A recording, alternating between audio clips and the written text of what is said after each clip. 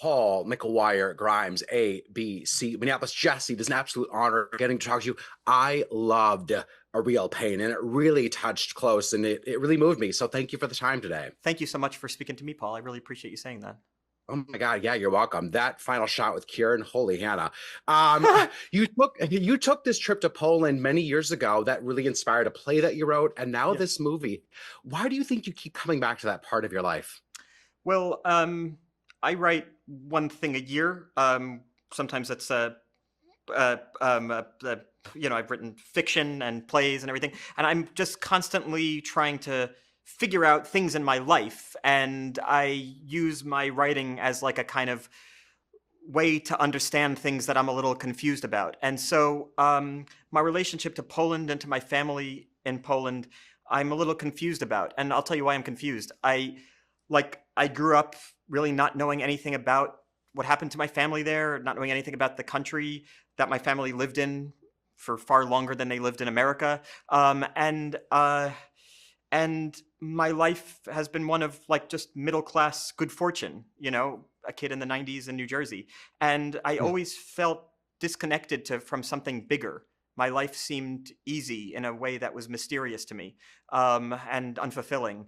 And so when I started to kind of connect to my family, through the play that you mentioned, The Revisionist, which is about my cousin Maria, who survived the war, ultimately, but who survived the war. And then this movie, A Real Pain, it's my attempt at kind of trying to understand where I come from, and even more than that, to try to connect to something bigger than my small, narrow life. Oh my God, I love that, and I love that reflection that you have, and you really the film feels so personal. You got to film at Majdanek, and I'm curious, what was that experience like, and did you ever have any hesitation about going there at all? Yeah, I went to Majdanek in 2008 with my wife as we were just kind of like backpacking through Poland, and we were the first ones there in the morning, and it was a foggy morning, and we walked through this place that does not look like a museum.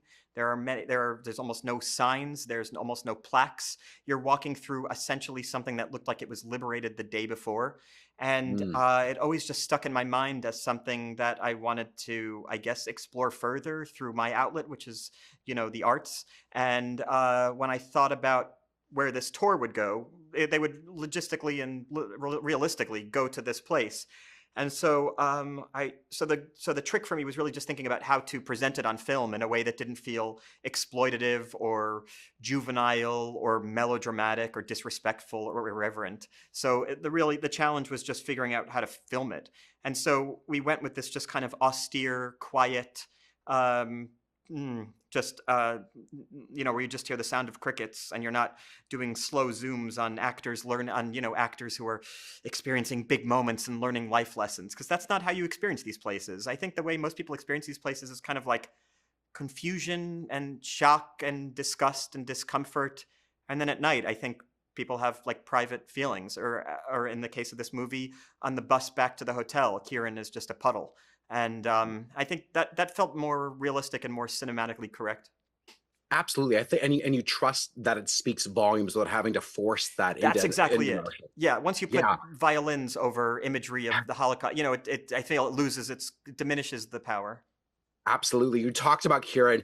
You and Kieran have such an excellent chemistry in this that felt more than just two actors working together. Can you describe that collaboration? Because you are fantastic together. Oh, thanks, Paul. How to describe something that is still a mystery to me, which is Kieran. He tried to drop out of the movie multiple times, because he didn't want to leave home.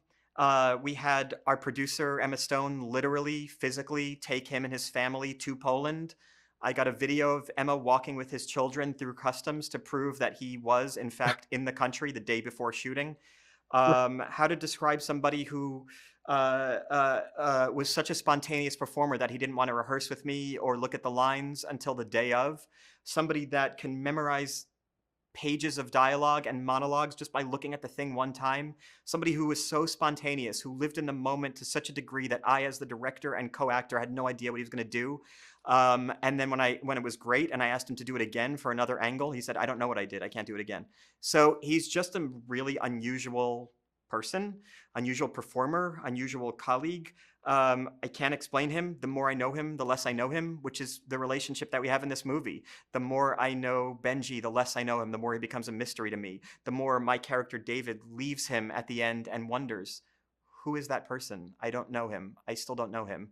And that's why the shot that you mentioned, Paul, at the end of the movie, where you see him sitting alone, the movie ends where you're seeing Kieran alone in this kind of purgatory of an airport, this limbo place. It's where he exists, and it's where he exists in David's mind too, just in the middle of a crowd, but with no ground. Yeah. Oh my God, that was such a great response. And I have 80,000 more questions for you. I'm getting the wrap. The Social Network, my God, what a masterpiece. Literally one of my favorite movies the last 15 years. Oh, It's thank so you. stunning and you're so great. So thank you for this Thank too. you so much for holding that the whole time in anticipation. Thanks a You're lot. welcome. Okay. Take care, Jesse. Thank you Bye. for the time. I appreciate Paul, it. Paul, McElwire, Grimes, ABC, Minneapolis, Jennifer Will. It is really great talking about you today. I loved this movie so much, and it just hits you in the core, and it was so good, and you're both fantastic. So thank you for the time today. I appreciate it. Thank you for liking the movie, and thank you for the time. Oh my God, are you kidding? It was so good. Thank you. Yeah, Jennifer, I want to start with you. This film feels so personal to both Jesse and I'm assuming the cast. Does working at something like this feel cathartic and hit you on a more personal level than maybe other projects that you take on? I think every job I feel changes me. I feel like I go on a journey with usually strangers, and I'm just on it for the ride. This had a particularly heavenly overall vibe, and I was left with very important shifts in my relationship to, my family who had fled the Holocaust, and much more a visceral experience of the grief of where I came from, and the fact that the beautiful life that I am so privileged to live now came as a result of what these people had to survive and escape. And so that was very life-changing, but it was also extremely life-affirming and creatively affirming, because I was so happy to be in the company of these people, each and every person, including the crew and the rest of our cast. And it was just, they're the most beautiful group of people and wildly talented, and led by somebody who is, I think, virtuosic. I mean, you feel that in the script, and you feel that in the performances that you all give, and the conversations that you all are having about the different experiences that these characters can relate to. Will, Jesse's character has this incredible monologue about like mental health and anxiety at that kind of dinner table scene you all have. How do you think that we can be better about breaking that stigma about men's mental health and actually having conversations?